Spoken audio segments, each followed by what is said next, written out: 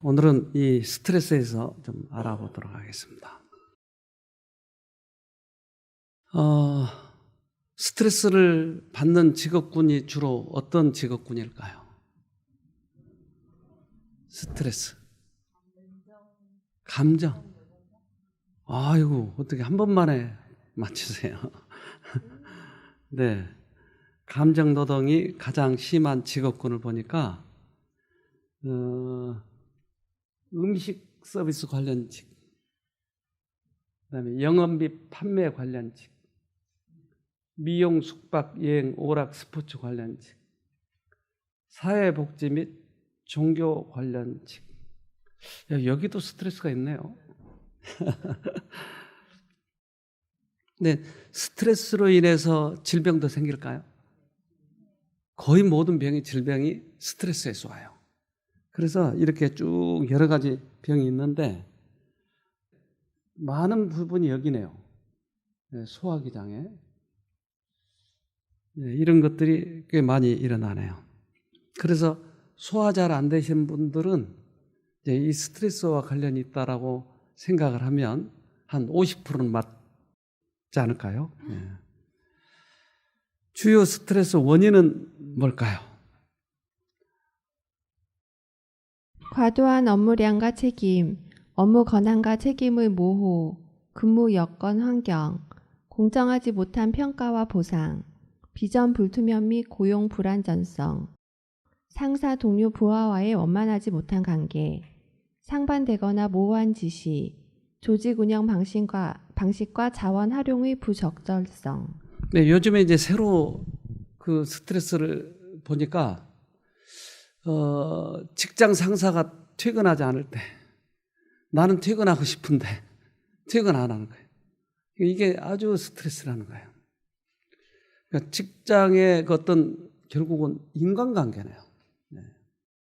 그래서 스트레스가 우리들에게 여러 가지 이제 결과를 나타내는데 이렇게 여러 가지가 있네요. 분노, 기억력 감소, 두통, 피로, 우울, 다크서클, 별게 다 있네요. 네. 여러분 얼굴에 이게 지금 있어요. 어떤 분은 심각해요. 제가 웃는 얘기해도 웃는 것을 별로 못 봐요. 어떤 사람은. 왜 그러냐면 이게 근육이 딱 굳어 있어요. 그래서 웃으라 그러면 이게 웃지를 못해. 이게 왜 근육이 이게 다 경직돼 있어요. 어떤 여자는 일부러 웃지 않는데 이 근육을 쓰지 않는데요. 늙는다고.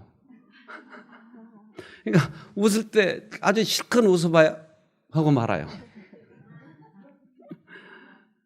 그런데 진짜로 스트레스가 많으면 웃지 못하더라고요. 근육이 딱 경직돼 있어요. 그래서 스트레스로 인한 질환들이 이렇게 많은데 정신신경계, 소화기계, 심혈관 이게 꽤 많아요. 그러니까 이러한 모든 질병이 우리들에게 실제로 온다고 하는 것이에요. 암 뭐예요? 의사들이 모두 그러잖아요. 스트레스라고. 그러니까 이런 문제를 어떻게 해결해야 되느냐 하는 거죠.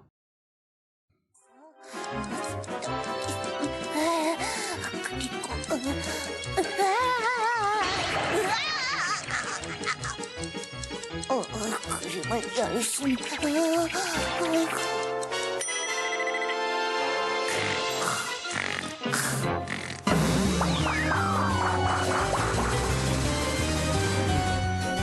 사교육비 지출 세계 1위. 공부 마음이 시드는 청소년들. 공부에 대한 압박감과 지나친 경쟁에 시달리다 정신과를 찾는 청소년이 급증하고 있다. 취업하기가 이렇게 힘들어서요. 좋았어. 으이구, 대체 뭐가 문제야?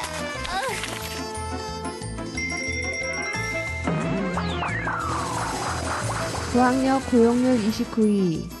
OECD 2008년 통계 연보. 연락드리겠습니다. 자, 다음. 성장년층 취업률 27위. 또 떨어졌어. 취업 스트레스로 자살 충동. 20대 구직자의 절반이 취업 스트레스로 자살 충동을 경험했다는 조사 결과가 나왔다. 아유, 또 아침인가? 오늘도 또 출근하세요? 아니, 내가 언제 쉬는 거 봤어? 근로자 연간 노동시간 세계 1위. 아휴, 지친다, 지쳐.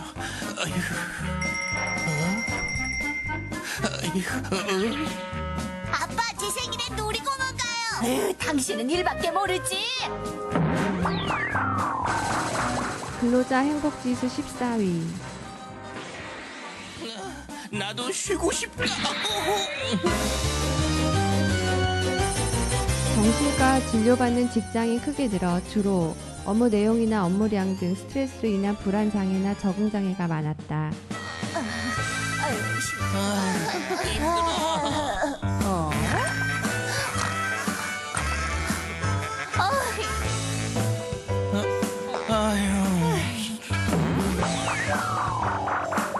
세계 어머니가 되기 좋은 나라 49위.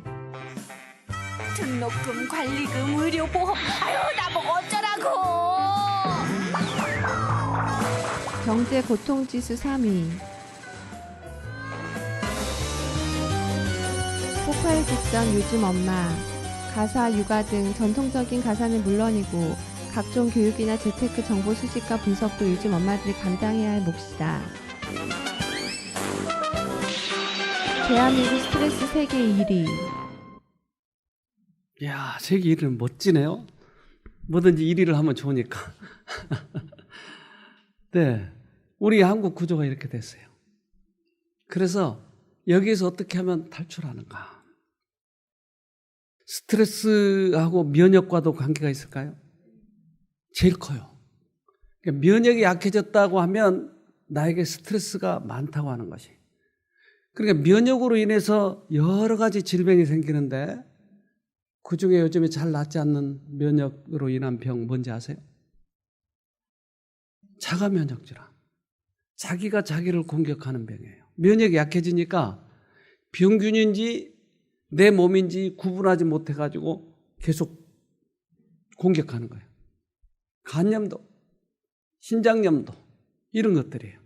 이 공격을 하고 있는 거예요. 그러니까 이 병만 고치려고 하니까 스트레스는 놔두고 안 된다 이 말이에요. 제발. 그래서 스트레스로 인해서 여러 가지 질병이 걸리는 것이에요. 영상 하나 봅시다. 가슴이 쓰리거나 신물이 올라오는 증상을 보이는 위식도 역류병 환자가 최근에 크게 늘었습니다. 이 가운데 40대 이상이 75%를 차지하고 있습니다. 특히 환자 10명 가운데 7명은 치료를 받아도 재발할 수 있기 때문에 평소에 생활 습관을 바꾸는 게 중요합니다. 심영구 기자입니다. 이 40대 남성은 가끔 가슴이 타는 듯 아프고 통증으로 자다 깨는 경우까지 생겨 병원을 찾았습니다. 진단 결과는 위식도 역류병입니다. 가슴이 답답하고요. 그다음에 신물이 이제 가슴 여기 명치부터 시작해가지고 올라와 타들어가는 느낌이 돼서 이제 기분 나쁜 트름 같은 것들이 자꾸 올라오고요. 위식도 역류병은 위산이나 위 내용물이 식도로 역류해 염증을 일으키는 질환입니다. 지난 2009년 256만 명이던 환자가 4년 새 37%나 급증했습니다. 50대 환자가 24%로 가장 많고 40대, 60대 순인데 전체 환자의 75%가 40대 이상입니다. 나이가 들면서 식도 아래를 조이는 근육의 힘이 약해지는 데다 40, 50대가 주 경제활동 연령대라는 점도 영향을 준 것으로 보입니다. 과도한 스트레스와 과식이나 야식을 즐기는 습관, 운동 부족이 주 원인으로 꼽힙니다. 한 70%에서 80%가 재발하게 되는데 이것은 치료제가 식도 염증을 가라앉히지만 근본 원인을 제거하는 것이 아니기 때문에 약을 끊게 되면 재발하게 됩니다. 이 질환을 예방하려면 운동과 식이요법으로 체중을 줄이고 자기 전에 음식을 먹거나 식후 2시간 안에 눕는 행동은 피해야 합니다. 또 기름진 음식을 먹거나 탄산, 카페인 음료를 마시는 건 자제하는 게 좋습니다. SBS 심영구입니다. 네. 결국 스트레스로 이런 일들이 생기네요. 식욕, 이것도 스트레스가 많으면 더 땡겨요. 아주 지나쳐버리면 모르지만, 그래서 스트레스로 인해서 비만이 생기는 거예요. 머리도 빠져요. 스트레스 가로 50대 여성 탈모 급증. 네. 탈모, 이것도 스트레스네요. 스트레스가 회복이 되면 머리도 날까요? 실제예요. 네, 나더라고요. 네. 그래서 스트레스성 탈모 발병 기전을 보면 이렇게 스트레스로 인해서 탈모가 된다. 감정이 급격하게 일어나 제어되지 않으면 몸이 이를 극복하지 못해서 질환이 발생합니다. 이러한 정신적인 감정의 이상은 장부 기능을 떨어뜨리고 항상성 유지 기능을 저하시켜 인체의 면역 체계로 혼란에 빠지게 되는데요. 자기세포를 공격하여 손상을 가져오는 질환을 자가면역 질환이라고 하며 특히 모근세포를 공격하여 나타나는 탈모를 원형 탈모라고 합니다.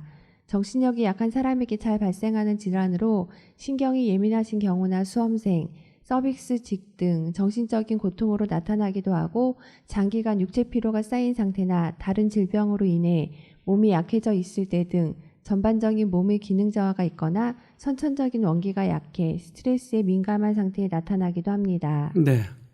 그러니까 모근을 공격하네요. 이런 스트레스가 탈모를 가져오기도 하고. 어떻게 하면 이 스트레스를 예방하느냐 또는 스트레스를 푸느냐 하는 거죠. 자, 우리 영상 하나 봅시다.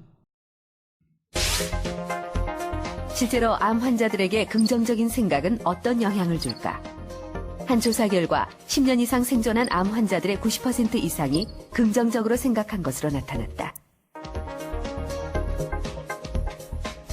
반면 자신이 암에 걸린 원인에 대해서는 스트레스 때문이라는 답변이 과반수 이상을 차지했다.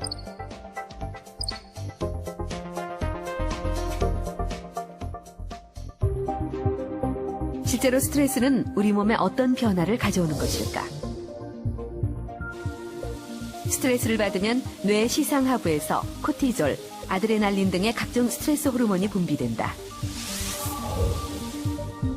근육은 긴장하기 시작하고 긴장된 근육으로 혈액이 몰린다.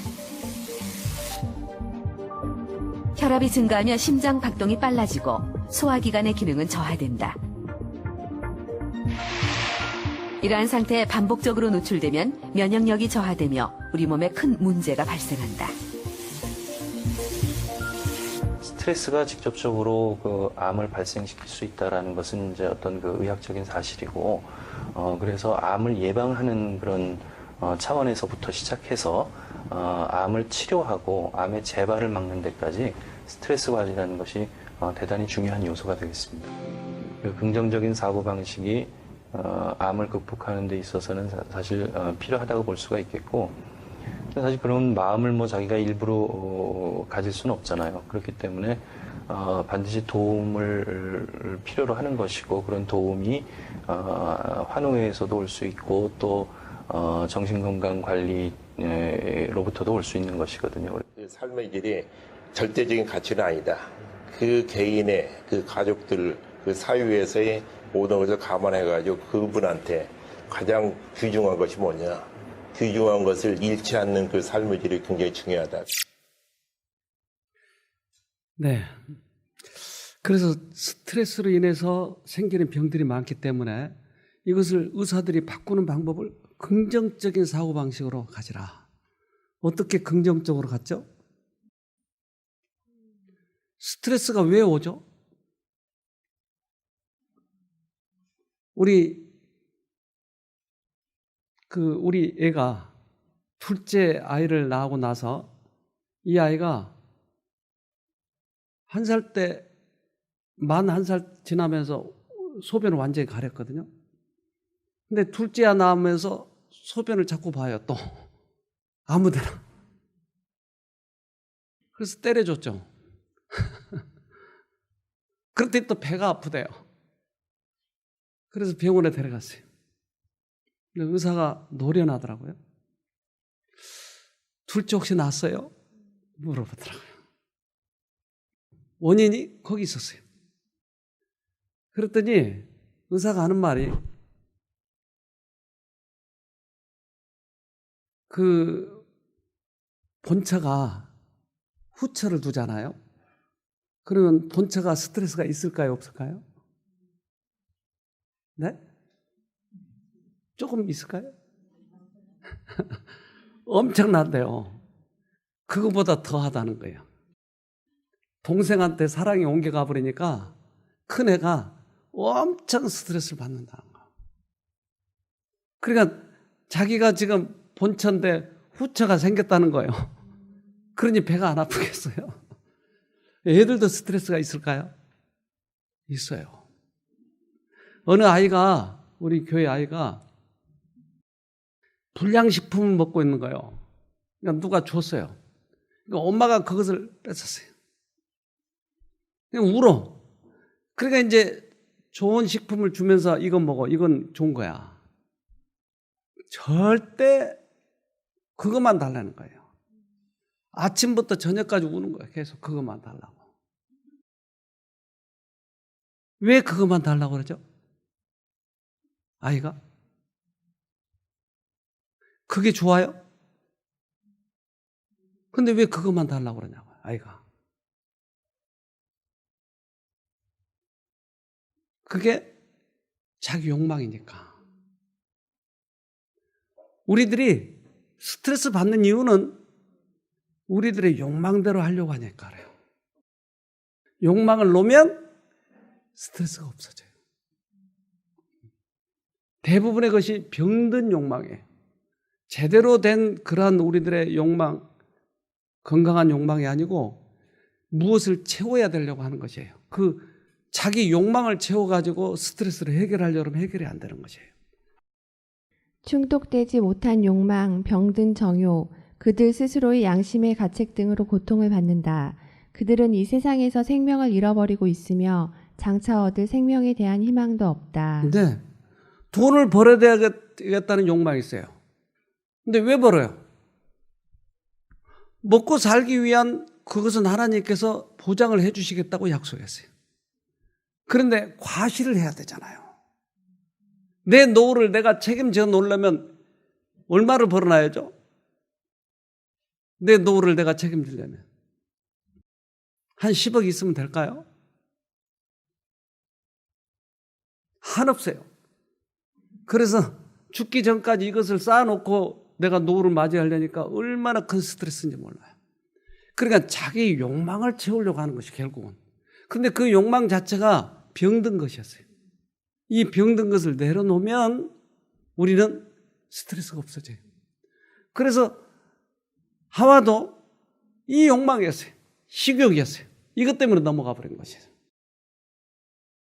인류의 불행을 시도해온 사단은 인간 역사의 시초부터 이 욕망을 오해케 하고 그 충족의 길도 왜곡시켜 놓았다. 곧 물질로 말미암는 쾌락과 세속적 야망으로 그 길을 모색하게 했다. 네, 사단이 그렇게 해놨군요. 사단이 욕망을 오해시켜 놨어요. 그래서 지금도 우리들의 욕망 때문에 결국 병이에요. 근데 암에 걸렸는데 암에 걸렸다고 하는 것 때문에 또 우리는 스트레스를 받는 거예요. 암이 없다고 생각하면 편안하고 행복할 텐데 암이라고 이런 것 때문에 항상 이 소화가 안 되고 이것 때문에 항상 뭔가 체중에 걸려 있는 것 같아요. 그래서 명치끝도 아프고 항상. 그러니까 암이라고 하는 것 그것 때문에 더 스트레스를 받는 거예요. 그러니까 스트레스가 좋은 것도 있고 나쁜 것도 있어요. 만약에 스트레스가 아무것도 없다면 우리는 너무나 많이 나태해져 버릴 거예요. 그러니까 좋은 스트레스 있고 나쁜 스트레스도 있어요. 무엇을 좋은 스트레스라고 얘기할까요? 이건 좋은 거야 라고 스트레스가 오죠? 성경절 암서. 네, 그것도 스트레스네요. 네. 그러니까 이 스트레스를 우리가 경험할 때 이 스트레스를 부정적으로 생각하느냐, 긍정적으로 생각하느냐잖아요. 그렇잖아요. 내가 스트레스가 오면 내 힘으로 해결하느냐 아니면 해결해 주실 분을 찾아가느냐. 이것도 좋은 것과 나쁜 것으로 우리가 구분할 수가 있겠네요. 어떤 물체에 외부적으로 힘을 가하면 물체는 압박을 받아 변형이 됩니다.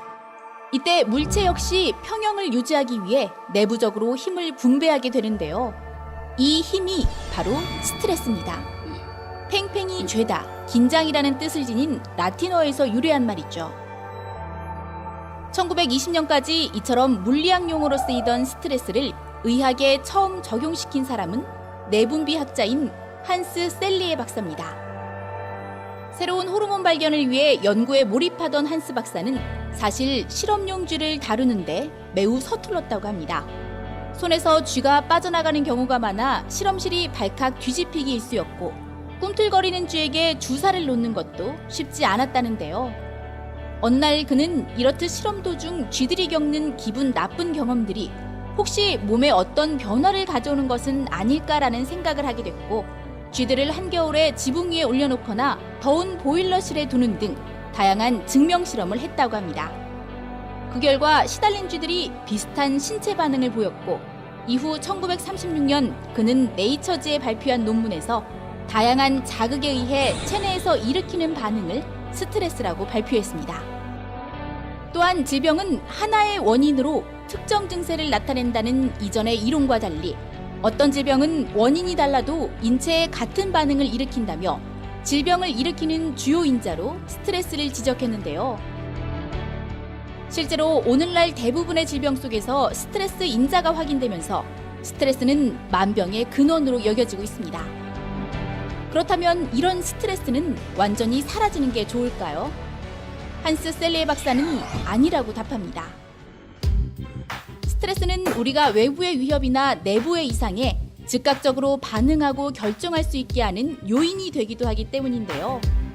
아무도 없는 밤길을 걷다가 갑자기 수상한 소리와 움직임을 감지하면 심장 박동이 빨라지고 감각이 예민해지며 근육으로 공급되는 혈액량이 증가하는 등 우리 몸은 금세 전투태세를 갖춥니다.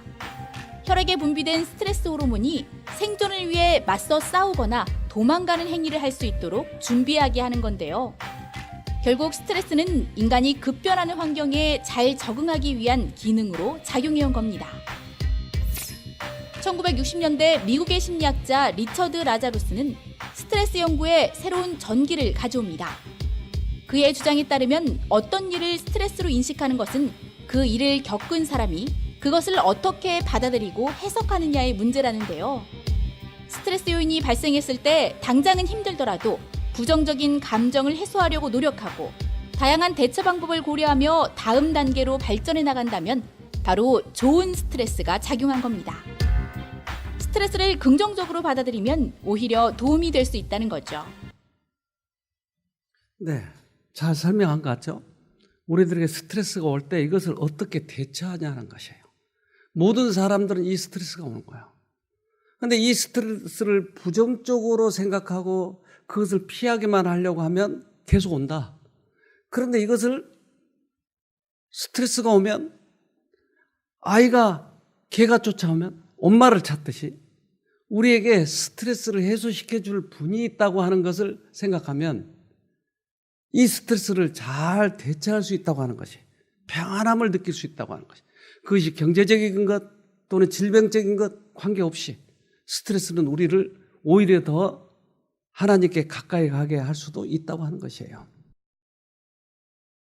환자들의 회복에 가장 뚜렷하게 방해되는 한 가지 것은 자기 자신들에게 주의를 집중시키는 일이다. 많은 환자들은 그들이 자기 자신들로부터 주의를 돌려 다른 사람들을 생각하고 돌봐주어야 할 필요가 있는 그때 모든 사람이 자기들에게 동정을 기울이고 자기들을 도와주어야 한다고 생각한다. 네. 그래서 환자들이 잘 낫지 않는 이유를 지금 이렇게 설명한 거예요. 자기를 동정하고 모든 사람들의 관심이 내게 쏠리기를 원하고 내가 다른 사람을 동정하고 도와줘야 할 그런 사람이 나만 동정을 받아야 된다고 생각하는 것이. 우리 쉼터에도 그런 분들이 잘 안 나와요. 네. 동정을 받아야 된다고 하는 거예요, 항상. 그런데 남을 동정하려고 하는 사람 보세요. 여러분, 극렬히 지금 바뀌잖아요. 남을 동정하고 도와주려고 하고 하는 사람들은 급격히 좋아지고 있잖아요. 그러니까 이것이 스트레스예요. 내가 동정을, 나의 욕망을 채우려고 하기 때문에. 누군가가 그대에게 기분이 어떠냐고 묻거든 동정을 얻기 위하여 무엇인가 슬픈 것을 말해야겠다고 생각하지 말라. 그대의 믿음의 부족과 슬픔과 고통에 대하여 말하지 말라. 유혹자는 그런 말을 듣기 좋아한다. 그대가 우울한 문제에 대하여 이야기할 때 그대는 그 유혹자에게 영광을 돌리고 있는 것이다. 네. 어떠세요? 물어보면 좋단 말을 한 번도 못 들어봐. 아, 오늘은 여기가 좀 그렇고 그냥 그래요. 그걸 누가 좋아하느냐 이 말이에요. 이 말을 들을 때. 그러니까 그 이상 낫지 않는 것이에요. 그래서 이러한 우리들의 생각으로부터 바뀔 때 극적으로 좋아지고 스트레스가 없어져요. 근데 스트레스가 이거 계속되면 어떤 현상이 온지 아세요? 우리들의 뇌에 해마가 상처를 입기 시작해요. 제일 많이 상처를 입는 것이 해마예요. 해마는 기억력을 담당하는 것이에요. 그럼 어떻게 된다고요? 해마가 상해버리면 치매가 와버려요. 기가 막히는 일이에요. 그래서 이 해마가 지금 우리에게 역할하는 건데 좀 크게 보면 이렇습니다. 장기간의 스트레스는 해마의 위축과 노화를 가져와 현재 기억을 제외한 해마의 다른 기능에 대해서는 그다지 많이 알려져 있지 않지만 해마는 스트레스나 감정 등과 깊은 관련을 가지고 있다고 한다. 해마에는 스트레스 호르몬 수용기가 풍부하기 때문에 실제로 장기간 스트레스를 받는 경우 손상을 받기 쉬운 것으로 알려져 있다. 네, 그러니까 스트레스가 해마를 약하게 만든 것이에요. 그러면 기억력이 점점 없어져요. 우울증 환자들이 그래서 치매로 많이 가는 것이에요. 그러니까 우리가 스트레스를 안 받아야 되겠는데 어떻게 안 받냐 이 말이에요. 두뇌의 예민한 신경은 관는저 반종에 대한 부자연스러운 욕구를 만족시키기 위한 병적인 흥분으로 인하여 그 건강 상태를 상실한다. 온몸과 고통하는 뇌신경은 하나님께서 사랑과 교통하며 그의 깊숙한 내적 생애에 영향을 미칠 수 있는 유일한 매개체이다. 신경계통의 전류의 순환을 방해하는 것은 무엇이든지 생명력을 감소시키며 그 결과로 마음의 감수성이 무감각하게 된다. 네. 그래서 욕구를 만족시키려고 한다든지 또는 스트레스를 받으라서 자꾸 흥분한다든지 이러면 이 뇌신경이 약해진다고 하는 것이에요. 그런데 우리 몸 안에는 특별히 염색체 안에 이런 것들이 있어요. 그건 뭐냐면 텔로미어예요. 근데 이 텔로미어는 뭐와 관계가 있냐면 수명과 관계가 있어요. 그래서 이 텔로미어 끝이 저 노랗게 그려져 있는 이 부분이 짧아지면 수명이 짧아지는 거예요. 길면 수명이 길어지는 거예요. 그것이 닳지 않도록 하기 위해서 마치 운동화끈 저렇게 해놓은 것처럼 그렇게 감아놓은 거예요, 저게. 근데 텔로미어라고 하는 게 저게 플라스틱 같은 게 벗겨져 버리면 급격히 운동화 끝이 풀어져 버린 것처럼 텔로미어가 풀어져 버린 거예요. 우리 영상으로 보도록 하겠습니다. 그러던 중 염색체의 끝부분에 위치하면서 염색체를 보호하는 역할을 하는 말단 소립이라는 유전자 구조에 관해 놀라운 점이 발견됐다. 나이가 들수록 말단 소립은 짧아진다. 흥미롭게도 스트레스 호르몬은 노화에 영향을 미치는 말단 소립이 더 빨리 짧아지게 만듭니다. 따라서 스트레스 호르몬이 많이 분비되는 낮은 계급의 사람들일 경우 같은 나이의 다른 사람에 비해 말단 소립이 더 짧을 수 있죠. 그렇다면 이 사실은 우리에게 어떤 영향을 미칠까? 말단 소립이 짧아지네요. 스트레스가 많으면. 그러니까 이제 과학자들이 그것을 연구를 했는데 왜 짧아질까요? 답을 알려주고 좀 물어보는 거예요. 스트레스. 성경은 뭐라고 얘기하냐면 잠언 10장 27절 여호와를 경외하면 장수하느니라 그러나 악인의 연세는 짧아지느니라. 악인은 어떤 사람이 악인이에요? 네? 하나님을 모르는 사람. 그러니까 하나님과 관계가 없는 것을 성경에서는 악인이라고 얘기했어요. 그러니까 하나님과 관계 있는 사람은 뭐죠 그럼? 의인이네요. 그러니까 여호와를 아는 사람들을, 여호와를 우리가 항상 의지하고 있는 사람은 장수하고, 그렇지 않은 사람들은 짧아져 버린다. 근데 그 이유는 뭐냐면 피할 데가 없는 거예요. 스트레스를 받으면 피할 데가 있어야 되는데 피할 데가 없기 때문에 텔로미어가 짧아져 버린 거예요. 성경은 이미 해답을 얘기했어요. 그래서 이것을 과학자들이 요즘에 증명하고 있는데, 덕번 박사는 말단 소립 연구 분야의 대가다. 우린 46개의 염색체를 갖고 있고 그 염색체 끝에 말단 소립이 있어요. 말단 소립은 시간이 흐르면서 닳게 되는데 아무도 이 말단 소립이 스트레스에 영향을 받는지 몰랐습니다. 그래서 우리는 만성 스트레스에 시달리고 있는 이 엄마들의 모임을 살펴보기로 했습니다. 그들의 말단 소립에 어떤 일이 벌어지고 있으며 형태는 어떠한지 관찰을 했죠.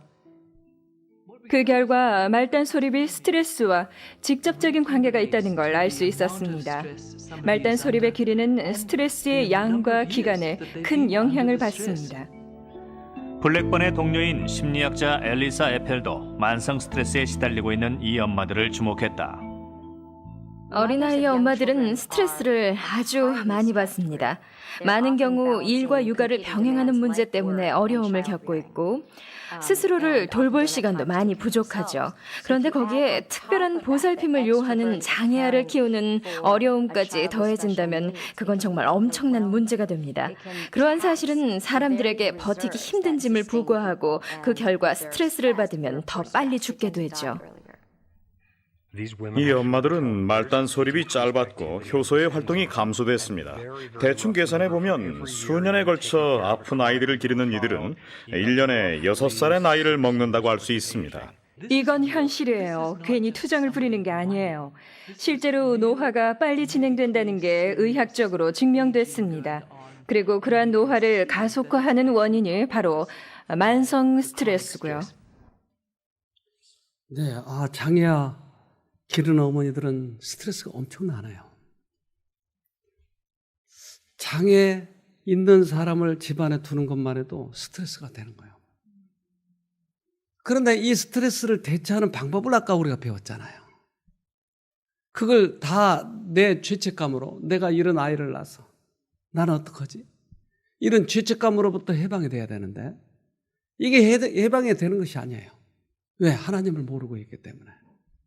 그래서 이런 아이들을 기르는 사람이라 할지라도 하나님이 계시면 스트레스가 적을까요? 그래서 이것을 실험을 해봤어요.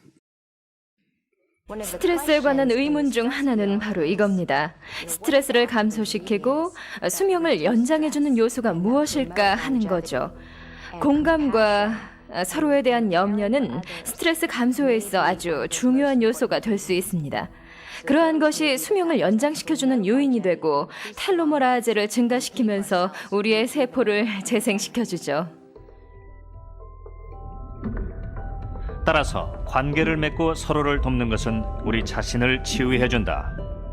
그리고 더 나아가 건강한 삶을 살게 해주기도 한다. 자, 그러니까 인간과 관계가 형성이 되면 이게 도움이 된다고 하는 것이에요. 인간과 관계만 가져도. 그런데 하나님과의 관계를 가지면 어떨까요? 하나님과 관계를 아니래도 천사들과 관계만 가져도 어떨까요? 훨씬 도움이 되는 것이에요. 그래서 하나님과의 관계가 그렇게 중요한 거예요. 젊은 사람들도 하나님과의 관계가 없으면 급격히 늙어가요. 세포가 다 죽어가요. 그런데 하나님과의 관계를 가지면 급격히 좋아지더라고요. 만족한 마음, 쾌활한 정신은 육체의 건강이 되고 심령의 힘이 된다. 침울과 우울과 슬픔보다 더 효과적인 질병의 원인은 없다. 정신적 우울은 무서운 것이다. 증오와 우울한 분위기가 활기를 빼앗아 버리고 예민한 두뇌를 마비시킨다. 폐는 수축되고 간은 무활동 상태가 된다. 어디서 만족할 수 있을까요, 우리가? 돈을 많이 벌면?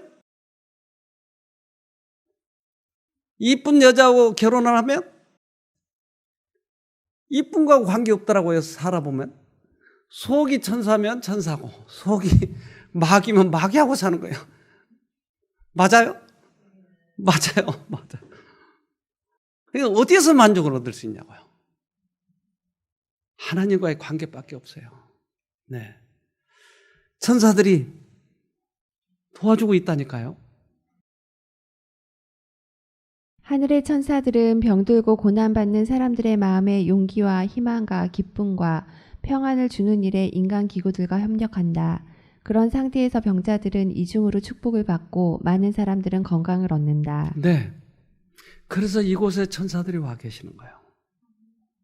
여러분들을 돕기 위해서. 그러니까 그 천사들을 만나자니까요. 인생은 누구나 짐을 지고 살아요. 그것은 알거나 모르거나 짐을 지고 살아요. 사람은 알거나 모르거나 간에 모든 사람은 수고하고 무거운 짐을 지고 있다. 모든 사람은 오직 그리스도만이 벗겨주실 수 있는 무거운 짐을 지고 있다. 우리가 지고 있는 가장 무거운 짐은 죄의 짐이다. 네. 나도 모르는 사이에 나의 성향 자체도 느끼지 못해. 그러니까 그 성향 자체가 스트레스를 받고 있는 성향도 있다 이 말이에요. 그래서 인생길이 너무나 험난한 거예요. 짐을 지고 하려니 얼마나 힘들겠어요. 죄의 짐은 그 불안하고 불만족한 욕망과 함께 죄인을 괴롭히는 많은 범의 질병들이 바로 그 저변에 깔려 있다. 그리스도는 죄로 병든 영혼에 강한 치료자이시다. 네. 그러니까 왜 스트레스를 받느냐? 그러면 나도 모르는 사이에 죄성이 죄의 짐을 지고 가고 있는 거예요. 나도 모르는 사이에. 그러니까 이것에서 벗겨나려면 어떻게 해야 돼요? 그래서 한 중풍병자가 예수님을 찾아왔어요. 근데 이 사람을 살려야 되는데 예수님은 그 중풍병의 원인을 알았어요. 그래서 뭐라고 그래요? 네. 마가복음 2장 4절 무리를 인하여 예수께 데려갈 수 없으므로 그 계신 곳에 지붕을 뜯어 구멍을 내고 중풍병자의 누운 상을 달아내리니. 네. 마가복음 2장 5절 예수께서 저희의 믿음을 보시고 중풍 환자에게 이르시되 소자야 내 죄사함을 받았느니라 하시니. 네, 병의 원인이 이 죄에 대한 짐이었어요. 이것을 없애준다는 말이 무슨 말이에요? 죄사함이에요. 용서를 경험하는 것이 주님 앞에. 그러면 우리가 여기에서 회복이 되는 것이. 이것이 우리들의 근본적인 스트레스 치료제예요. 이 환자는 너무나 기뻤어요. 예수 안에 와서 죄사함을 받은 거예요. 즉 이제까지 우리에게 스트레스를 주고 있던 것들로부터 벗어나기 시작한 것이에요. 어찌할 수 없던 중풍 환자가 나음을 받은 것이다. 죄인이 용서를 받은 것이다. 그는 단순한 믿음으로 예수의 말씀을 새 생명의 은혜로 받아들였다. 그는 더 이상 요청하지 않고 행복한 침묵 속에 누워 있었다. 말로 표현하기에는 너무나 행복하였다. 걸을 수 없는 사람이 일어났다니까요. 우리 인간의 생각으로서는 도저히 불가능한 그러한 사람들이 치료된 것이에요. 일어난 것이에요. 죄의 용서를 경험한 거예요. 끊임없이 죄책감, 다른 사람을 용서하지 못한 분노, 이런 것들이 우리들의 병의 기초라니까요. 어떤 사람은 병리적으로 아무런 문제가 없는데 아픈 거예요. 이건 이 문제. 여기서 벗어나야 돼요. 한 분은 스트레스가 엄청 심한 사람이 있었어요. 이분은 온몸에 관절염이었어요. 그리고 온몸이 약해. 그런데 새를 사는데 그 주인집이 2층에 살았다든가 1층에 살았다든가 그런데 그 집에 개를 길렀다는 거예요. 주인이 없는 사이에 자기가 나가는데 개가 자기를 문 거예요. 근데 스트레스를 엄청 많이 받은 분이라 그날부터 못 일어난 거예요. 병원에 입원했는데 숨을 잘 못 쉬는 거예요. 죽게 됐을 거예요. 그래서 하여튼 한 달간인가 두 달간인가 거기에서 도저히 안 되니까 여기 오셨어요. 이분이 회복되는 과정을 지금 설명할 것입니다. 급성 스트레스 장애 공황 상태다 이렇게 병명을 대학병원 세 군데에서 받고 여기 올 때 가장 큰 어려움은 먹지 못하는 거하고 잠자지 못하는 거였어요. 제가 갑자기 놀리는 일이 있어서 급성 스트레스를 받아서 너무 잠을 못 자서 정말 밤만 되면 두려웠어요. 병원에서도 잠을 못 자서 밤새 복도에 나와서 쭈그려 앉아있든지 아니면 벽을 기대고 서 있든지 6kg 이상이 갑자기 빠져버리더라고요. 못 자고 놀래가지고 못 먹고 또 가슴 두근거리고 놀래고 너무 조그만 소리도 놀래고 이런 상태인데 병원에서는 치료가 잘 안 되더라고요. 그러니까 병원에서 링겔만 계속 맞고 밥을 못 먹고 이러니까 그것도 해결이 안 되고 잠자는 것도 약을 안 먹으면 도대체 해결이 안 되고 그랬는데 여기 와서 하나님을 부르라 그렇게 말씀하셨어요. 그건 제게 정말 큰 은혜스러운 말씀이었고 힘이었어요. 그래서 정말 불러야 되겠다.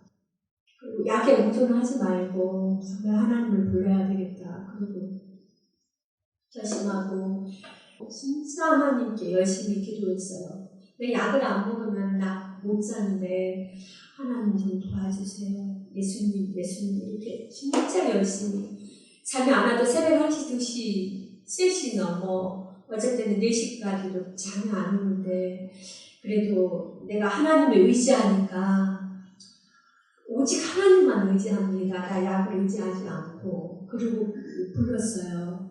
미안해서 여기 상담실에 와서 앉아서 잠이 안 오니까 성경 읽고 기도하고 그랬는데 어쨌든 그런 고비를 많이 넘겼어요. 기도 정말 열심히 하고 하나님 이름을 불렀더니 정말 하나님께서 응답을 해주시더라고요. 약을 끊고 조금씩 끊고 마지막 날 이제 하나도 안 먹는 그런 날에는 정말 속인상을 했어요.